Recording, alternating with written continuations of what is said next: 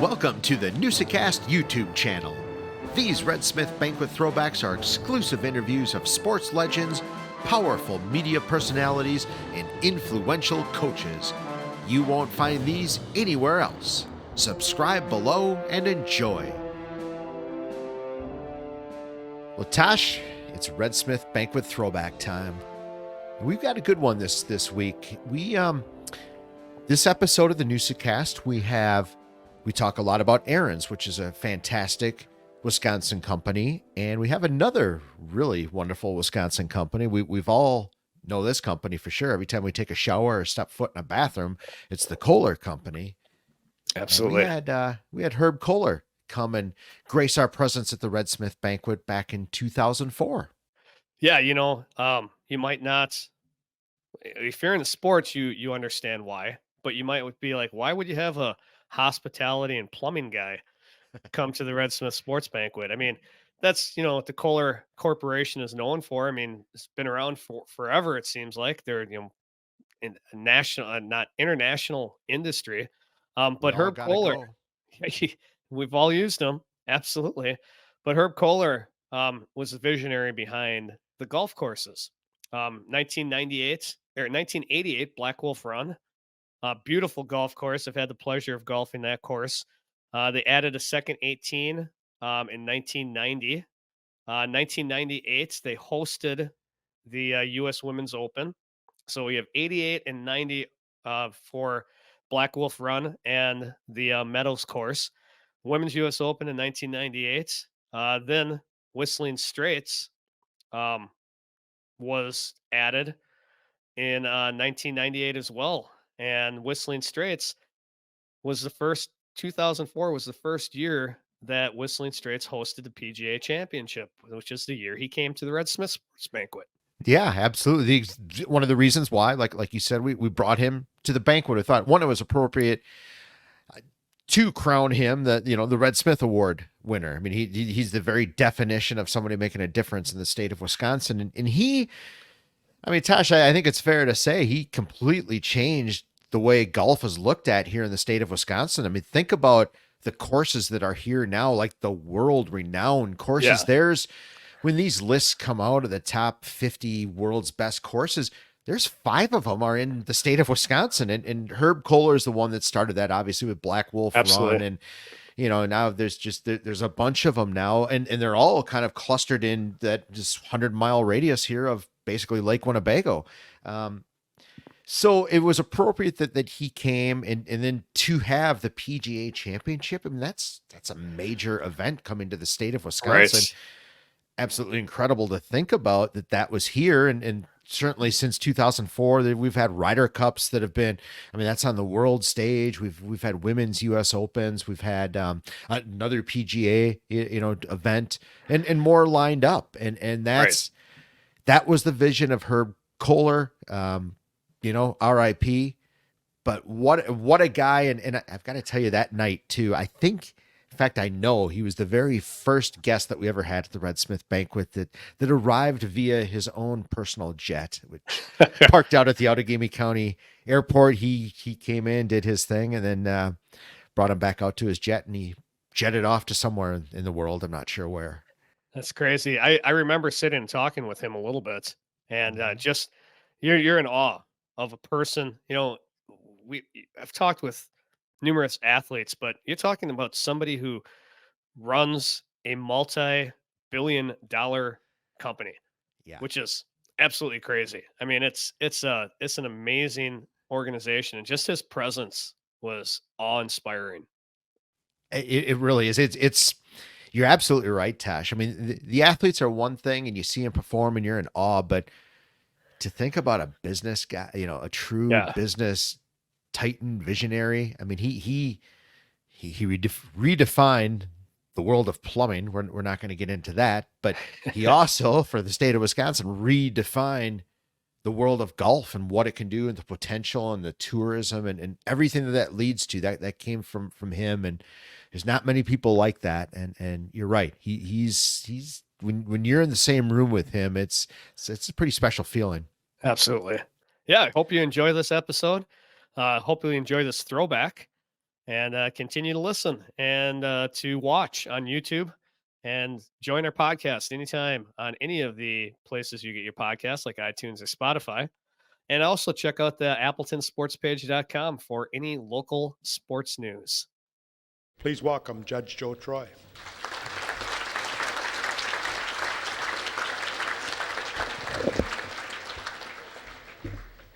Thank you. It is an honor to present the 2004 Red Smith Award to Herb Kohler. All of you know that Mr. Kohler is chairman of the board, CEO, and president of the Kohler Company, and he is the man responsible for bringing the world's best golfers in the 2004 PGA Championship to Wisconsin this August.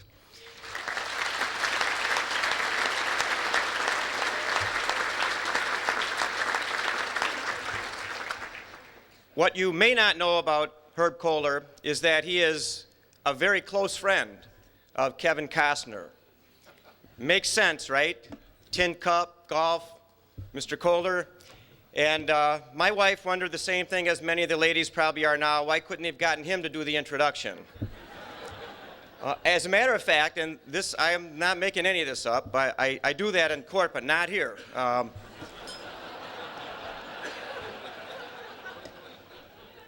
Mr. Kohler and Kevin Costner are such good friends that in the most recently released Kevin Costner film, which some of you may have seen, although maybe not a lot of you, Free Range. It's out on DVD, though, this week.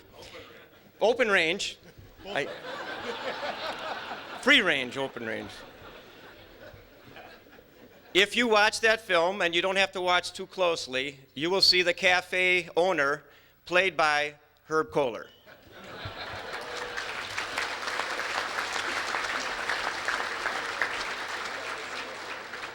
What some people won't do to get on at Black Wolf Run.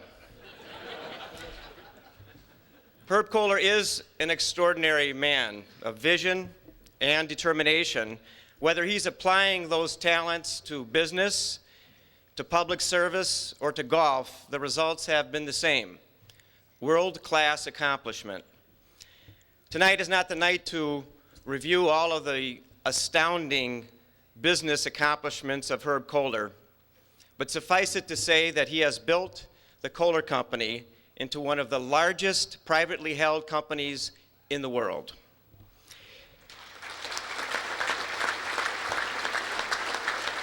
There are just two interesting awards I would mention. One is a national award given to the Entrepreneur of the Year in Manufacturing, which Herb Kohler won, and the very impressive, very significant Ellis Island Congressional Medal of Honor awarded to Herb Kohler, along with 6 former presidents, several Nobel Peace Prize winners, and other Americans who have made great contributions to our country.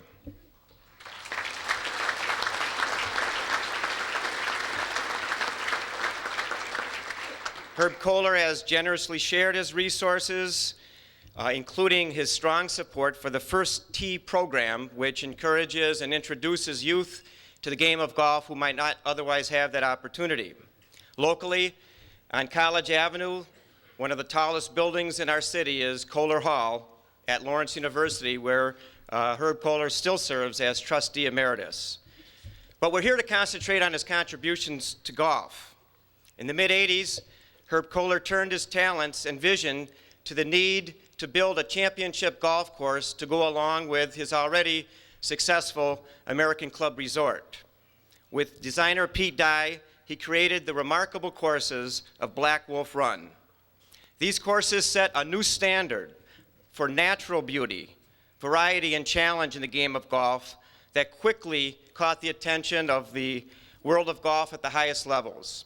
In 1998, the Black Wolf Run was host to the U.S. Women's Open, and the golf-loving people of Wisconsin made that Open the reigning champ by far for attendance of any Open before or since. And even as the reputation of the courses at Black Wolf Run grew, Herb Kohler set his sights on a new and even more amazing vision for golf. He saw something in a 2-mile strip along Lake Michigan that had been an abandoned airfield and a dump site that no one else could ever have imagined. Out of this desolate strip of land, Herb Kohler teamed again with designer Pete Dye to create a link-style course that is unique to this continent, Whistling Straits. The accolades for these courses at Black Wolf Run and Whistling Straits run the gamut of superlatives. Just a couple. Golf Digest rates them as a strong number 2 in the United States, second only to Pebble Beach. Forbes magazine rates them as the number 1 golf resort in North America, while Golf Odyssey calls them the best 72 holes of golf in the world. The biggest compliment, however, is the fact that Whistling Straits will host the 2004 PGA Championship, the first major championship to be played in Wisconsin since 1933. Starting August 9th, the Open will attract as much as 250,000 spectators from all 50 states and across the world.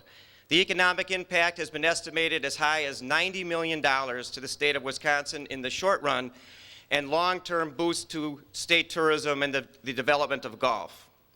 Tiger Woods was recently asked his comments on the venues for this year's 4 major championships and said, "The one that is really intriguing is Whistling Straits." Some claim that Tiger then added, "What other major venue can you make the turn at number 9 and get an authentic Sheboygan brat?"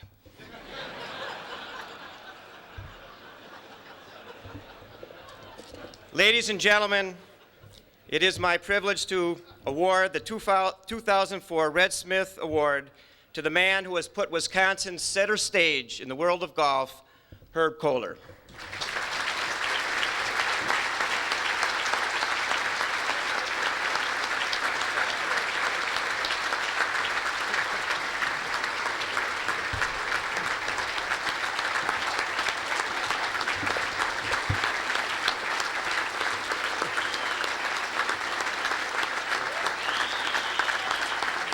Thank you, thank you. Judge Troy, Mike Reitz, Mr. Kunitz, friends, young people, ladies and gentlemen. I can't tell you what an honor it is to receive an award named for Richard Red Smith.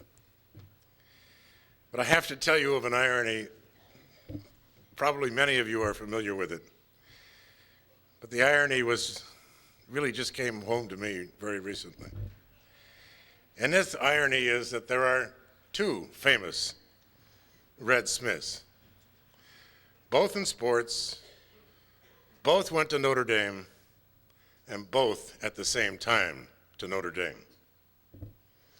The other Smith, Walter Red Smith, became a Pulitzer Prize-winning sports writer, and he once described our Richard Red Smith as large, round, companionable, and patient. Except for the patient part, that's a damn good description of me.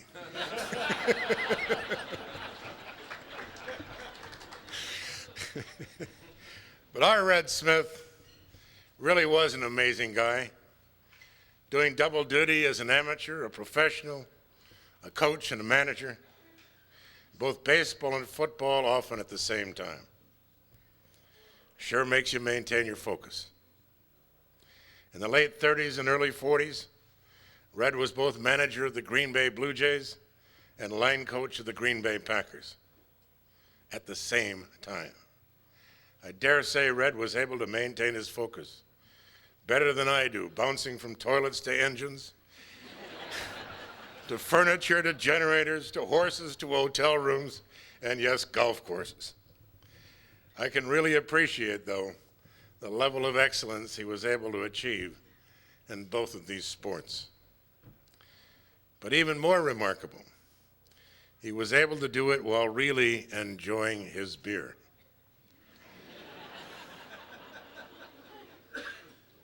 According to Walter Red Smith, Richard Red Smith, a coach of the Chicago Cubs from 1945 to 1948, was less explosive temperamentally than Jim Gallagher, the Cubs general manager, and could consume even more beer than Charlie Grimm, the manager. Red, therefore, was assigned to sit up nights with executives of other clubs in the hope that they might grow mellow enough to trade him either a 20-game winner or a 325 hitter for nothing more than a round of drinks and a player to be named later. In the end, it really must have worked, because in 1945, the Cubs played in the World Series. What I appreciate most about Red is that in the mid-50s, he was able to retire from sports as the general manager of a brewery. By George, maybe I can do the same.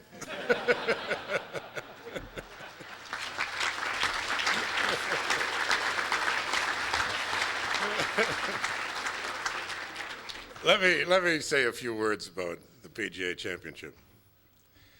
The Straits course at Whistling Straits was opened on a misty morning of July 5th, 1998. At the same time, a playoff between the young professional Sari Pak and the Duke University amateur Jenny Jasuraporn for the U.S. Open Women's Championship was going on next door at Black Wolf Run. Fortunately, the two of these young women tied for a second time after the 18 holes on Monday. So the players on this Monday morning from the Straits were able to see the final sudden death. For some reason or other, this is the kind of tension that has characterized our path to the championship. 4 months after the Straits was opened, I had a letter on my desk from the United States Golf Association telling us we were on the short list for the 2005 U.S. Open. But along with it, there was a contract from none other than the PGA of America awaiting my signature for the 2004 PGA Championship. Obviously, a choice had to be made. You can't have the two premier majors within 4 years or less of each other at the same location. These events each generate about 70% of the annual revenue for each of their respective organizations. To have them more frequently would undoubtedly reduce corporate support for both. The risk would be unacceptable. Therefore, here I was, trying to make perhaps the most difficult choice of my life. Even though the U.S. Open is our national championship, I chose the PGA because it was indeed a year earlier, because it normally has more of the world's, at least a few more of the world's best players, and because it's held in mid-August when the look of the fescue grasses will be most dramatic. The long fescues will be golden brown, the 5-inch fescues a light brown, the fairways a light green, and the greens a darker green. Whereas for the U.S. Open in June, everything is green. Mind you, it was indeed the toughest choice I've ever made. And that was January 1999. And here we are 5 years later with just 7 months to go.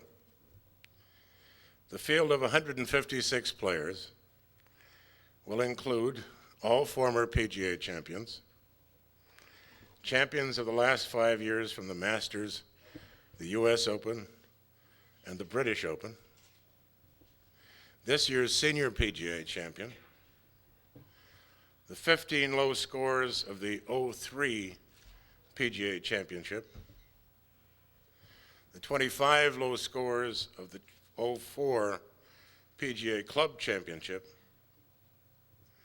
the 70 leaders in tour money from the '03 Buick Open through the '04 International. All members of the '02 Ryder Cup team. All tour champions in the last 12 months. And here's where we fit in, plus anyone else the PGA of America wants to invite. We've got a chance. The list will include about 60 international players from 25 different countries. After 36 holes, the field will be reduced to 70 players and those tied for 70th place. The eventual champion will earn about $1.1 million, have his name engraved on the famous Wanamaker Trophy, and be eligible to play in all future PGA championships. Regarding the course, essentially no changes have been made to Pete Dye's original design, except for the championship tee on number 2 to accommodate a better flow for spectators. Around the course, maintenance paths were eliminated in favor of a single path buried in the dunes from north to south, which can accommodate an ambulance, believe it or not, driving at 60 miles an hour. And yet it's not visible to spectators. Grass walking paths were enlarged, and we think most, if not all, bottlenecks removed. The main entrance for the tournament has been shifted to the southern property line, adjacent to number 5 on the Irish course, for those who know it. Unlike past tournaments, and this is interesting, all corporate tents and all seated hospitality tents will be located in the hospitality village outside the course boundary at the entrance. Nothing on the course in the way of tents will appear. All parking will be adjacent and to the south. There's 2 major roads, Dairyland Road and County Trunk LS, running parallel to Interstate 43. Both of those roads will be turned into one-way north and south thoroughfares to speed traffic flow. The course should play firm and fast, so the length, mind you, the length of 7,590 yards. Par 72. Should not be an issue.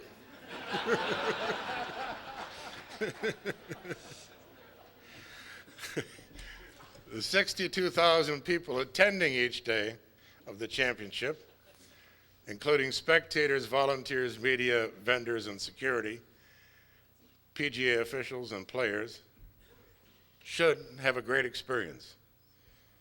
Particularly, though, if the wind blows and the elements have their say on the fast greens and tight fairways. Golf World, in its January 16, 2004 edition, said there was really only 10 golf events in all of golf to be played throughout this year around the world that they found worth putting on their calendar. Interestingly, before the Masters, before the US Open, before even the British Open, they listed the PGA Championship as the most anticipated of all golf events in 2004. And I quote, "Besides being a major championship, and the week the US Ryder Cup team is finalized, it's being played at the game's most flamboyant new venue in years, Whistling Straits."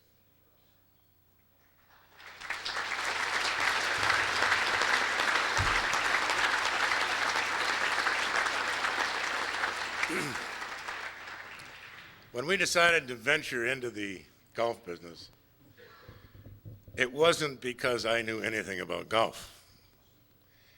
It was solely because of our guests at the American Club, a fledgling resort hotel, kept asking for something more. So we did extensive research, decided we could do this, designated some land on the edge of a wildlife preserve, picked some architects, and in our infinite wisdom, immediately fired them after they staked the first few holes because they believed that every par 3 and every second shot of a par 4 or par 5 had to look down on the green.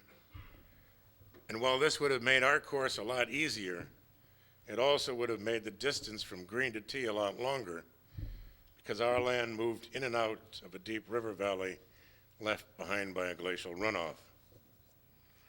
Long green to tee walks don't bother golf carts, but they do eliminate tournament play.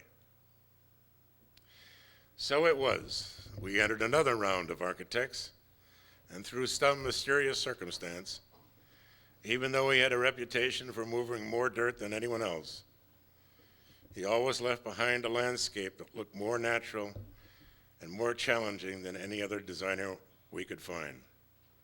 And so it was, we found Pete Dye. He built 18 holes, and not only did it sell out in its first year, but Golf Digest called it the best new public course of 1988. We built another 9 holes, and it sold out. Then we built a fourth 9 holes, and Golf Digest wrote a one-page editorial saying that Herb Kohler and Pete Dye had committed the worst crime in golf. They said we had broken up the course that they had designated in 1988 as the best new course, and they made the accusation, interestingly, without looking at either of the new 9s. Never in the world would I have believed that people could be so sensitive with their awards. But to their lasting credit, the following year, when they did view the course, they wrote another one-page editorial saying that the new 18-hole combinations were equally as good, if not better, than the first. They followed that up in the year 2000 by giving both the courses at Black Wolf Run 5-star awards, and there were only a total of 16 of those kinds of awards out of the 15,000 courses reviewed.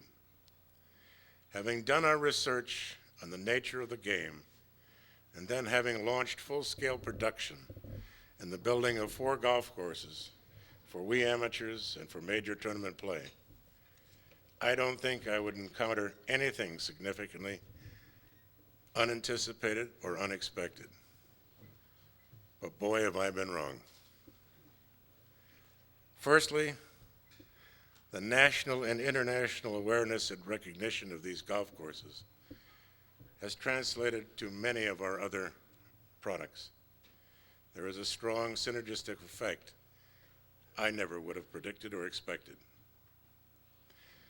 Secondly, and more important, the outpouring of support from across Wisconsin. All records were broken in that 98 for the U.S. Women's Open, and they still stand.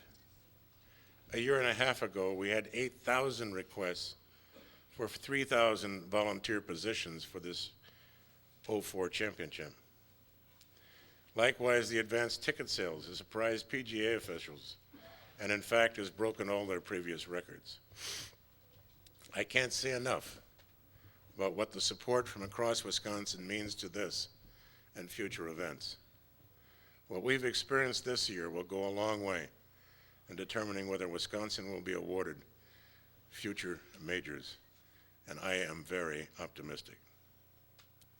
But thirdly, I never expected to discover how important the values of this game and the teaching of those values really are, particularly for young people and particularly for those associated with the first tee who never would be able to experience the game and its values were it not for organizations like that.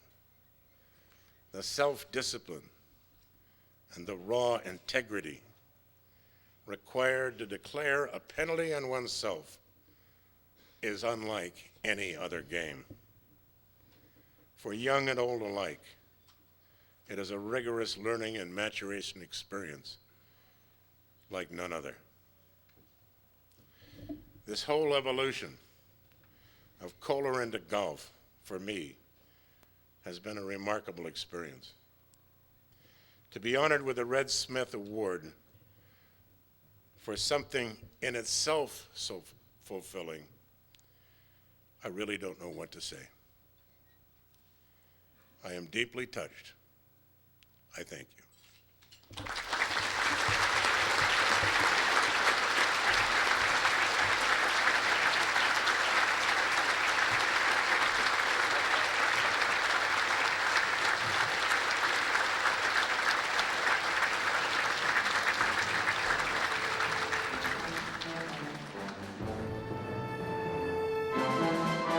Please subscribe to this channel, give this video a thumbs up, and hit that notification bell so you get notified when we post another great episode or interview. Download the podcast on Apple Podcast, Spotify, or wherever you get your podcasts.